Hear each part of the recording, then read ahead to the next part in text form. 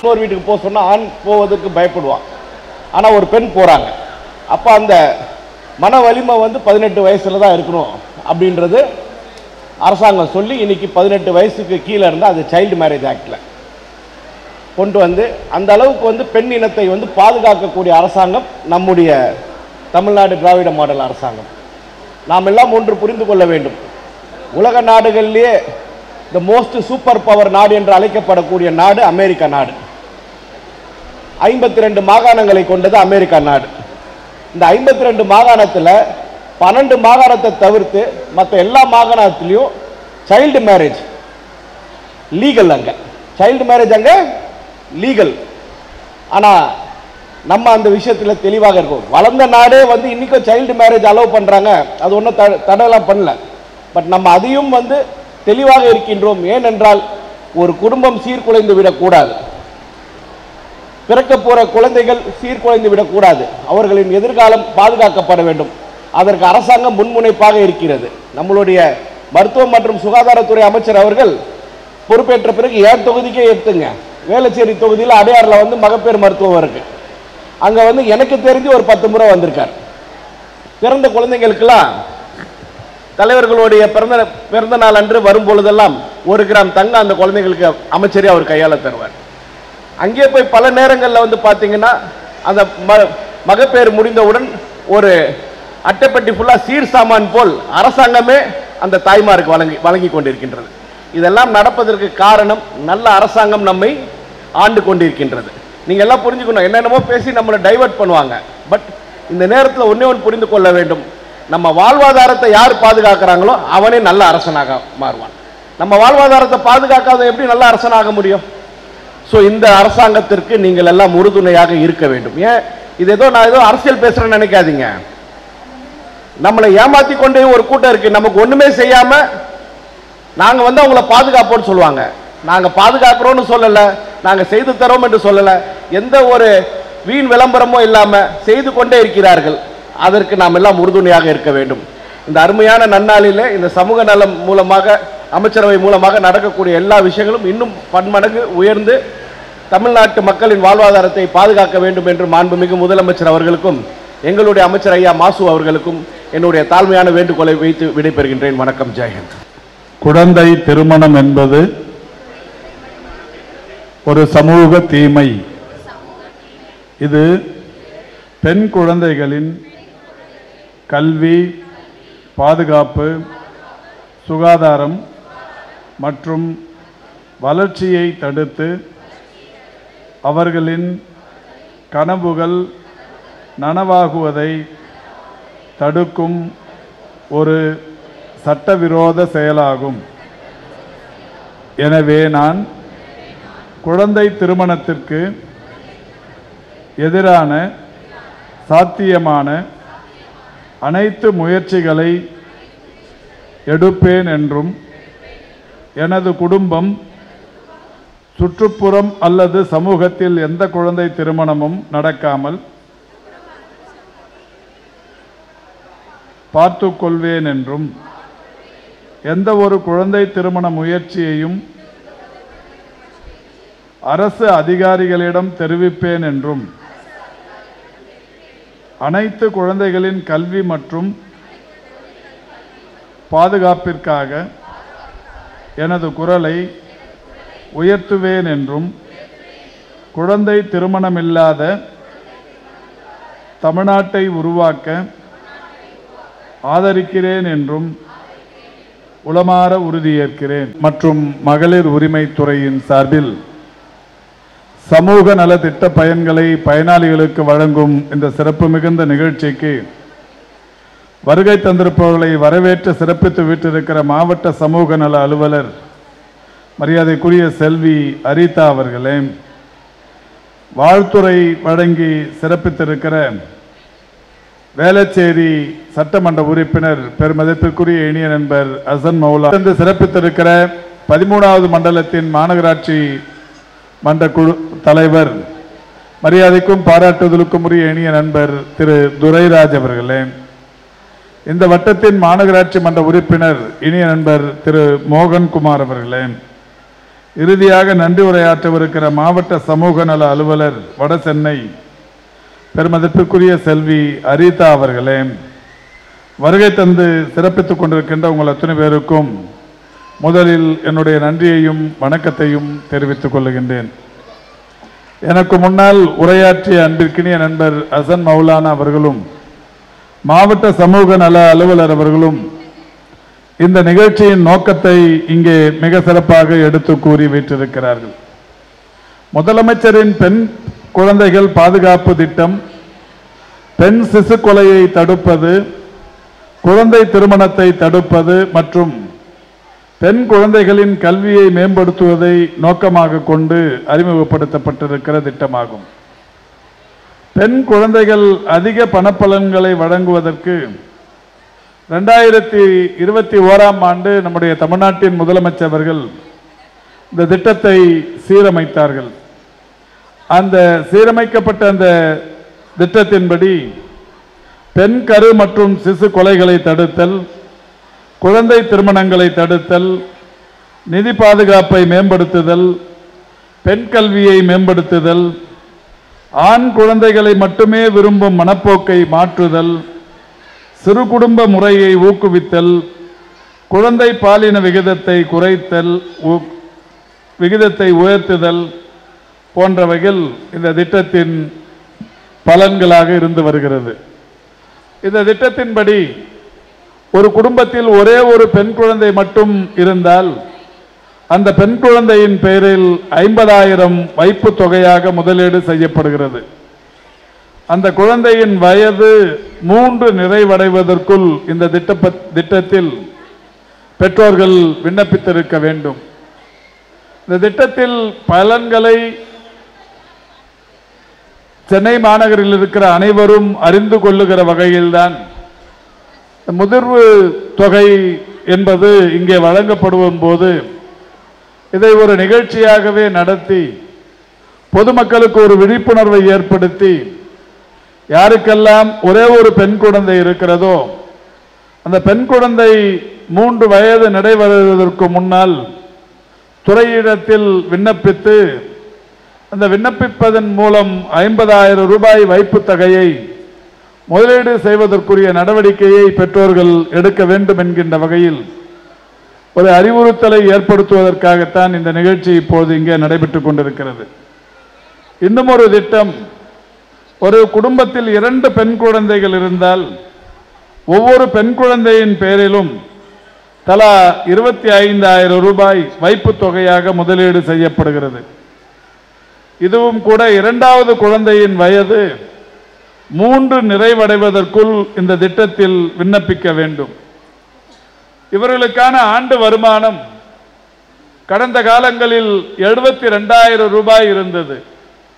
மாண்புமிகு தமிழ்நாட்டின் முதலமைச்சர் அவர்கள் 72,000 ரூபாய் என்பது மிக குறைந்த அளவில் இருக்கின்ற காரணத்தினால் கூடுதலான பயனாளிகளை இதன் மூலம் பயன்பெற செய்ய முடியவில்லை என்பதை உணர்ந்து இன்றைக்கு 1,20,000 ரூபாய் ஆண்டு வருமானம் என்று உயர்த்தி இருக்கிறார்கள்.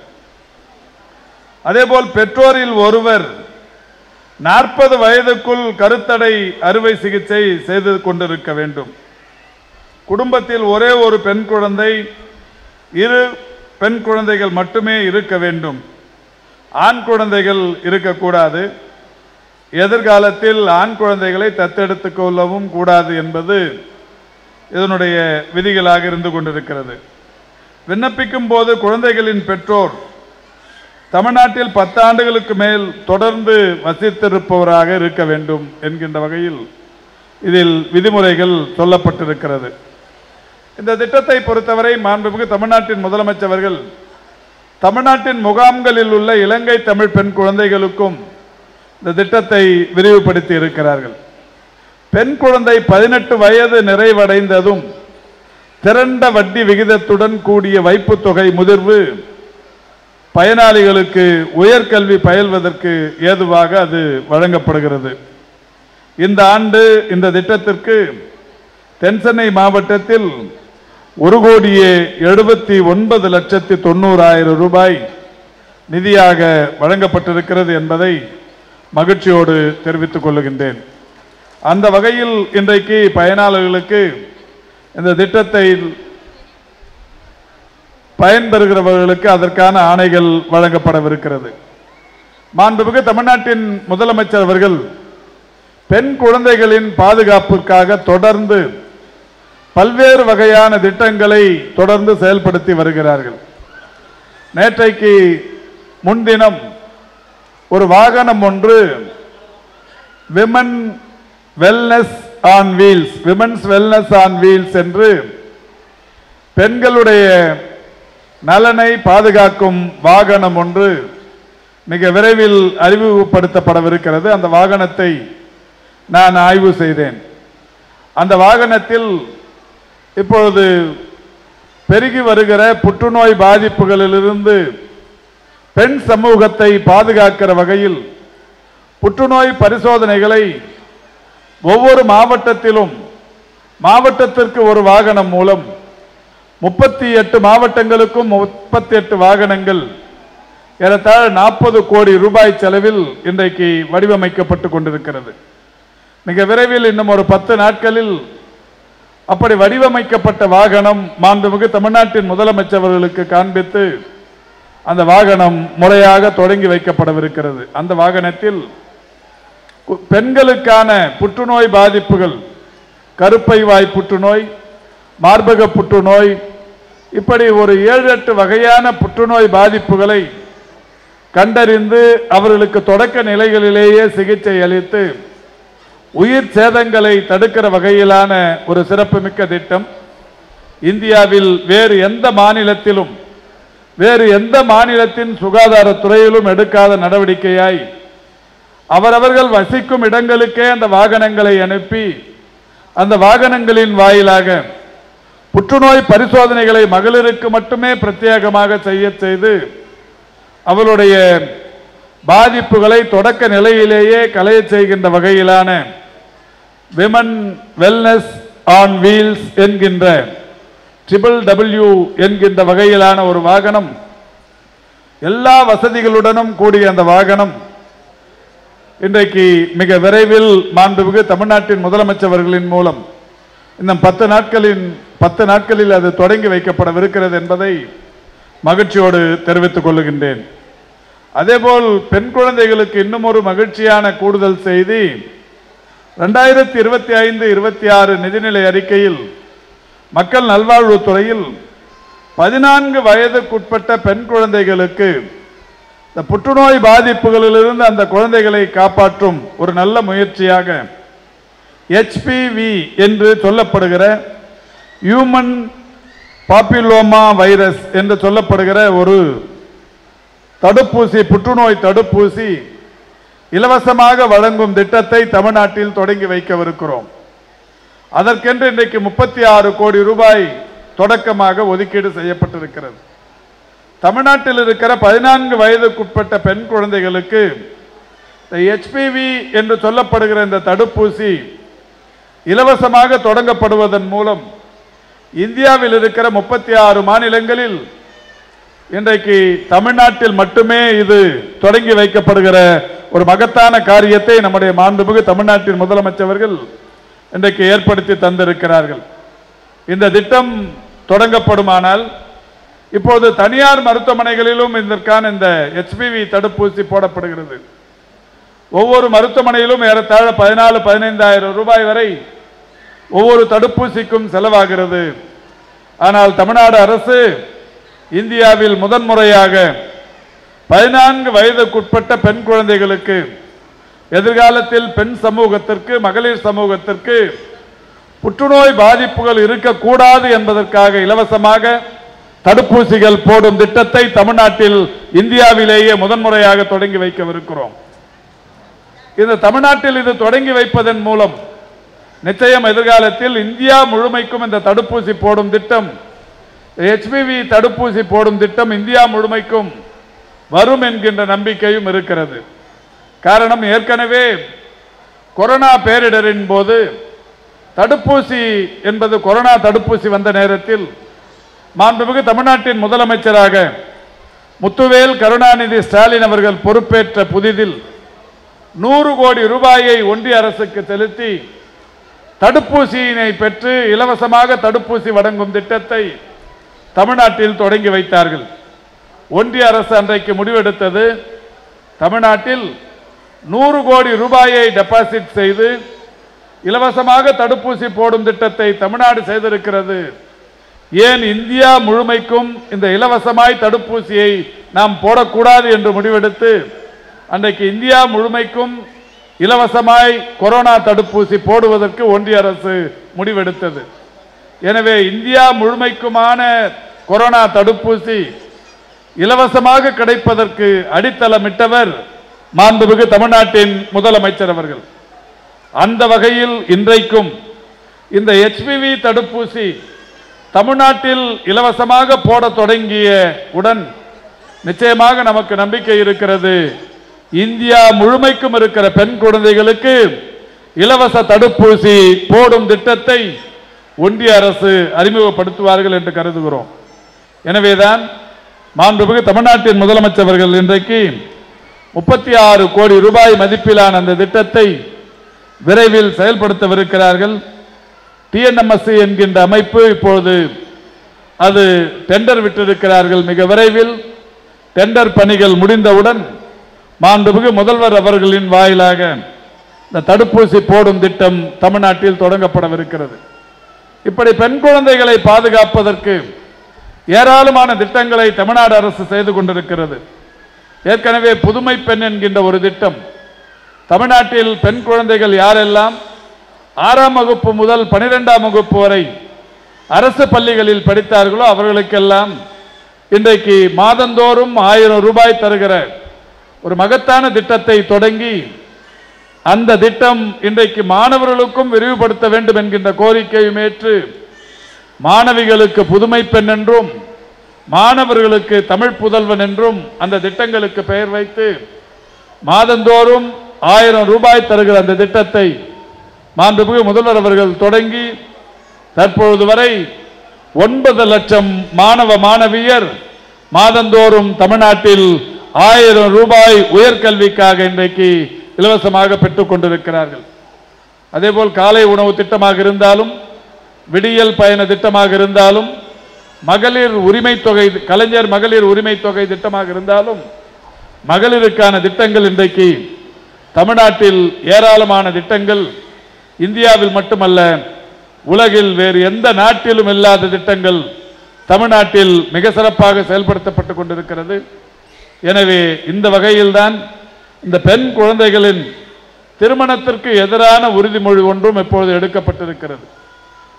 குறைந்த வயதில் பெண்களை திருமணம் செய்து கொடுக்கும் பட்சத்தில் அவர்களுக்கு குழந்தை பேறு என்கின்ற வகையில் நடக்கிற போது அவருடைய கருப்பை வளர்ச்சி அடையாத நிலையில் குழந்தை பேறு வருகிற போது அந்த குழந்தைகளும் பாதிக்கிறது, தாயும் பாதிப்புக்குள்ளாகிறார்கள். இதை நான் ஏற்கனவே மலைவாழ் பகுதிகளில் இருக்கிற மக்களுக்கு பல்வேறு வகைகளில் விழிப்புணர்வை தொடர்ச்சியாக ஏற்படுத்தி வருகிறோம். என்னை பொறுத்தவரை தமிழ்நாட்டில் இருக்கிற 2200க்கும் மேற்பட்ட மலை கிராமங்களில் இதுவரை 400க்கும் மேற்பட்ட மலை கிராமங்களுக்கு நடந்தே சென்று சாலை வசதிகளும் பாதை வசதிகளும் இல்லாத கிராமங்களுக்கும் மலைகள் மேல் ஏறி இறங்கி நடந்து சென்று 400க்கும் மேற்பட்ட மலை கிராமங்களில் இதற்கான விழிப்புணர்வை மருத்துவத்துறையின் திட்டங்களை கொண்டு போய் சேர்ப்பதோடு மட்டுமல்லாது குழந்தை திருமணத்திற்கு எதிரான விழிப்புணர்வையும் தொடர்ந்து ஏற்படுத்தி வருகிறோம். அந்த வகையில் கடந்த மாதம் கூட மேகமலையில் ஒரு மிகப்பெரிய அளவிலான விழிப்புணர்வு நாடகம் ஒன்று அந்த பகுதி மக்களுக்கு நடத்தி காட்டப்பட்டது.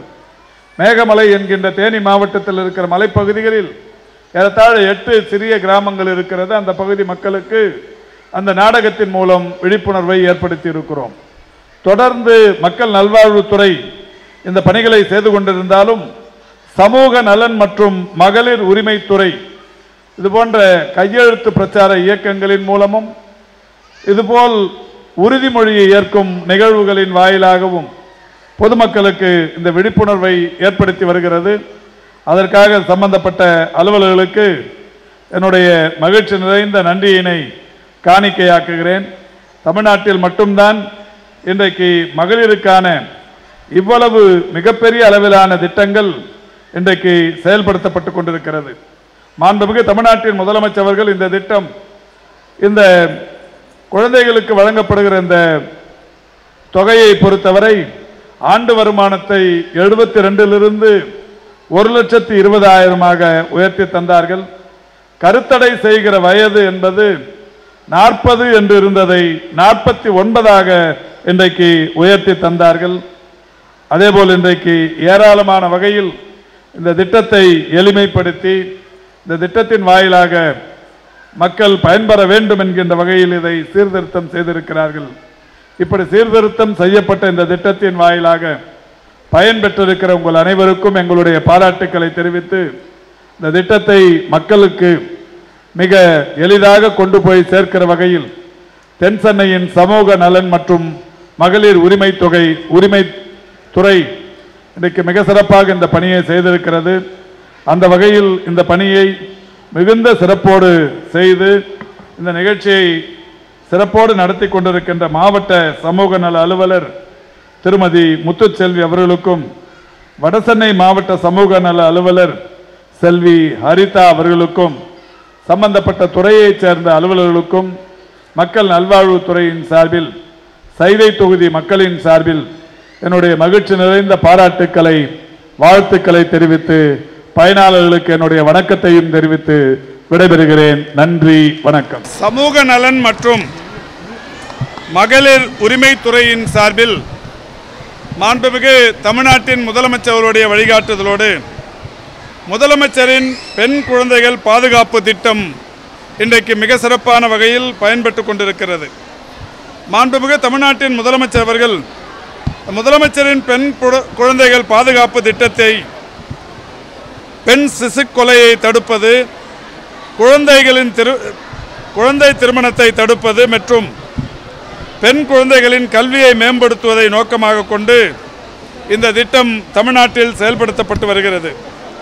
இந்த திட்டத்தின்படி பெண் கரு மற்றும் சிசு கொலைகளை தடுத்தல், குழந்தை திருமணங்களை தடுத்தல், நிதி பாதுகாப்பை மேம்படுத்துதல், பெண் கல்வியை மேம்படுத்துதல், ஆண் குழந்தைகளை மட்டுமே விரும்பும் மனப்போக்குகளை மாற்றுதல், சிறு குடும்ப முறையை ஊக்குவித்தல், குழந்தை பாலின விகிதத்தை உயர்த்துதல் போன்றவைகள் இந்த திட்டத்தின் நோக்கமாகும். மாண்புமிகு தமிழ்நாட்டின் முதலமைச்சர் அவர்கள் இந்த திட்டத்தின் பலனை பொதுமக்களுக்கு மிகப்பெரிய அளவில் சென்றடைய வேண்டும் என்கின்ற வகையில் கடந்த 4 ஆண்டுகளாக, இதற்கு முன்னால் இந்த திட்டத்தில் பயன்பெறுபவர்களுக்கு ஆண்டு வருமானம் 72,000 ரூபாய் என்று இருந்ததை மாற்றி தற்போது 1,20,000 என்று உயர்த்தி இருக்கிறார்கள். அதேபோல் கருத்தடை செய்து கொள்ளுபவர்களுக்குரிய வயது 40 என்றிருந்ததை 49 வரை என்று உயர்த்தி இருக்கிறார்கள். இதன் மூலம் இன்றைக்கு இந்த திட்டத்தில் ஏராளமான பேர் பயன்பெறுகிறார்கள். தமிழ்நாட்டை பொறுத்தவரை மாண்புமிகு தமிழ்நாட்டின் முதலமைச்சருடைய சீரிய வழிகாட்டுதலின்படி ஏராளமான பெண் குழந்தைகளுக்கான பாதுகாப்பு திட்டங்கள் தொடர்ச்சியாக செயல்படுத்தப்பட்டு வருகிறது. புதுமை பெண் திட்டம், விடியல் பயண திட்டம், கலைஞர் மகளிர் உரிமை தொகை திட்டம், காலை உணவு திட்டம் என்று ஏராளமான திட்டங்கள் ஏற்கனவே இந்த சமூக நலத்துறையின் சார்பில் செயல்பட்டு வருகிறது. தற்பொழுது மாண்புமிகு தமிழ்நாட்டின் முதலமைச்சருடைய வழிகாட்டுதலோடு மக்கள் நல்வாழ்வுத்துறையிலும் கூட விமென்ஸ் வெல்னஸ் ஆன் வீல்ஸ் என்கின்ற வகையில் ஒரு வாகனம் ஒன்று விரைவில் தமிழ்நாட்டில் அறிமுகப்படுத்தப்படவிருக்கிறது. மகளிருக்கு 100% அனைவரையுமே புற்றுநோய் பாதிப்புகளிலிருந்து பாதுகாப்பதற்குரிய நடவடிக்கைகளாய் கருப்பை வாய் புற்றுநோய், மார்பக புற்றுநோய் என்று ஏறத்தாழ 7-8 வகையான புற்றுநோய் பாதிப்புகளிலிருந்து பாதுகாப்பதற்கு முழுமையான பரிசோதனைகளை செய்யும் ஒரு திட்டம். வாகனங்களை ஒவ்வொரு மாவட்டத்திற்கும் அனுப்பி முழு பரிசோதனை வசதிகளுடன் கூடிய அந்த வாகனங்கள் விரைவில் அறிமுகப்படுத்தப்படவிருக்கிறது. இந்தியாவிலேயே தமிழ்நாட்டில் முதன்முறையாக அந்த திட்டம் இங்கே செயல்படுத்தப்படவிருக்கிறது. 38 மாவட்டங்களுக்கும் 38 வாகனங்கள் வடிவமைக்கும் பணிகள் நடைபெற்று கொண்டிருக்கிறது. ஒரு 10 நாட்களுக்குள் ஒரு வாகனத்தை மாண்புமிகு தமிழ்நாட்டின் முதலமைச்சர்களின் மூலம் அதை தொடங்கி வைக்கவிருக்கிறோம். மிகப்பெரிய அளவில் மகளிருக்கு பயன்படவிருக்கிறது. அதேபோல் மாண்புமிகு தமிழ்நாட்டின் முதலமைச்சர்கள் பெண் குழந்தைகளை பாதுகாக்கும் வகையில் இன்னொரு மகத்தான திட்டத்தை மக்கள் நல்வாழ்வுத்துறைக்கு அறிவுறுத்தி அதை தொடங்கிட அறிவுறுத்தினார்கள். அந்த வகையில் 2025-26 நிதியாண்டில் 36 கோடி ரூபாய் செலவில் 14 வயதுக்குட்பட்ட பெண் குழந்தைகளுக்கு HPV ஹியூமன் பாப்பிலோமா வைரஸ் என்கின்ற ஒரு புற்றுநோய் தடுப்பூசி ஒன்று, கருப்பை வாய் புற்றுநோய் தடுப்பூசி ஒன்று பெண் குழந்தைகளுக்கு தரும் ஒரு திட்டம் விரைவில் தொடங்கப்படவிருக்கிறது.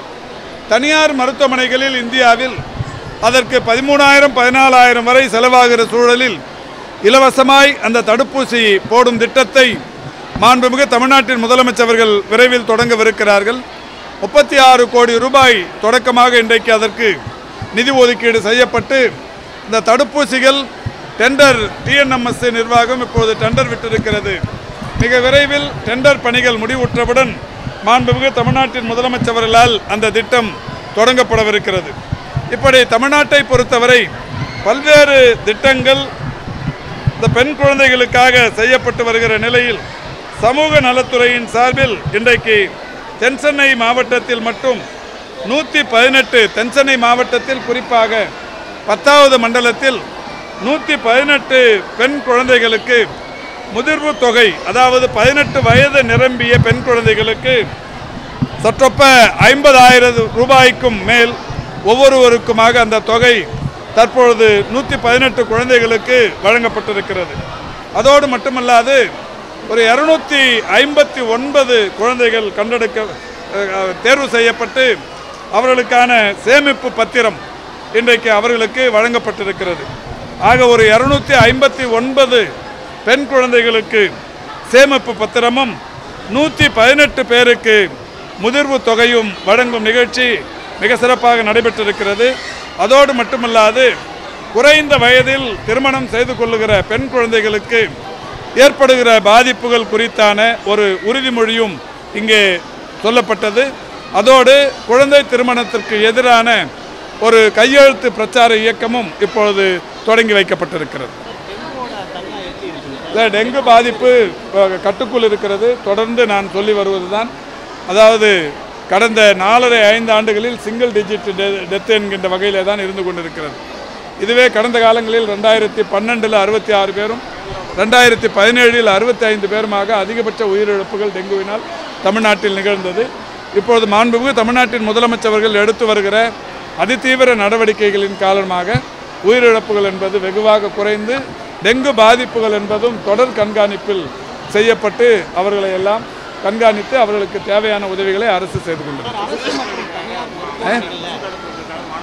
என்னம்மா இல்லை, மாநகராட்சி நிர்வாகம் மட்டும் இல்லை, உள்ளாட்சி அமைப்புகள் எல்லாமே கொசு உற்பத்தியை தடுப்பதற்கு இன்றைக்கி ஏராளமான நடவடிக்கை, கொசு மருந்து அடிப்பது, அபேட் தெளிப்பது, புகை மருந்து அடிப்பது என்று பல்வேறு வகைகளிலான நடவடிக்கைகளை செய்து கொண்டிருக்கின்றார்கள். அதற்கான மருந்து, வாகனங்கள், இயந்திரங்கள் போன்ற எல்லா வசதிகளையும் மாநகராட்சி நிர்வாகம் பெற்றிருக்கிறது.